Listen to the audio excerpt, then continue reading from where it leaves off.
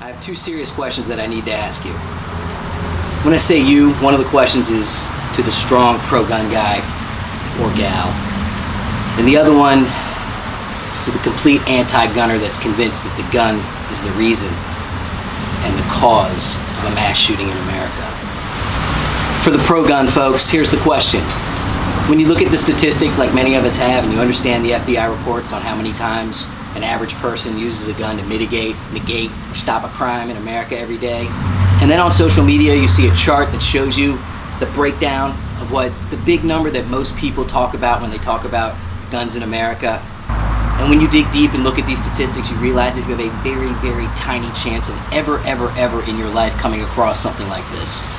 And the percentage is so small that we shouldn't even really talk about it, because it's the gang violence, it's the homicides, it's the accidental deaths, it's the justifiable deaths. It's not the gun that's responsible for these mass killings, right?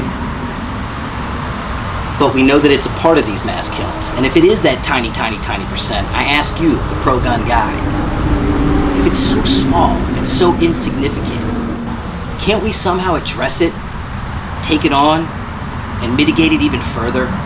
If it's so small and so insignificant, why can't we attack it head on, figure out what the problem is, and figure out how to make sure that a child doesn't get a gun, regardless of the type of gun, and take it to school and kill other kids? Can't we address that?